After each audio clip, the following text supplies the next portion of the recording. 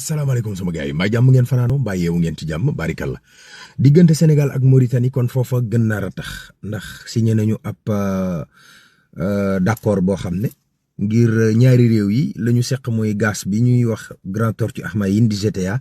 ngir ñu mën a weccoo ci wàllu énergie pont booba nekk ci Rosso it dootuñ ko jéggeeg gaal fii ki fan fii ki at yi di ñëw danañ ko tabax mu nekk pont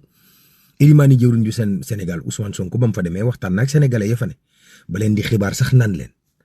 am na rapport boo xam ne Cour des comptes ñoo ko génne bu yegsee waa Sénégal dinañ xam ne yàqu-yàqu yi li ma ko doon waxee ni mu demee noonu la gën a garaawee kon Farba Ngom boo sàgganu tey jii dinañ tekki mbalaanu kiiraayam ndax ministre de la justice moom moo bind El Malick Ndiaye bataaxal ngir ñu tekki immunité ngir mën ko àtte ci 125 milliards yi Biram Seck bu forum civil dal ne yoon na tëdde ndax nday ji Cheikh njaaxaanaay waaw ndax 1000 milliards yi ba tey ñu ngi xaar xamuñu fan la wànnante di mu jëkk gëtam bu ñu làq doom duma doom walaay ndeysaan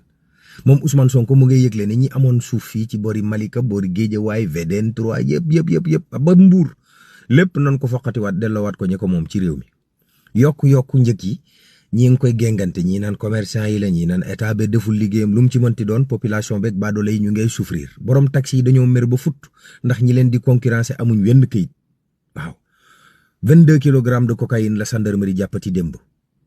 Moustapha Diop xale carte gab dañ ko plainte ci 700 millions yu ñu ne daf ko escroquer waaye njabootam weddi nañ ba mu set wallaay ndeysaan benn waay moo doon filmer xaritam bu mu doon sëyal suédoise pilil yooyu xale jigéen yi di def seen taat yi ngir am ay taat mu ngi def ay tooxi doona de ñu yendoog jàmm sama gaay yi jaa ngeen jëf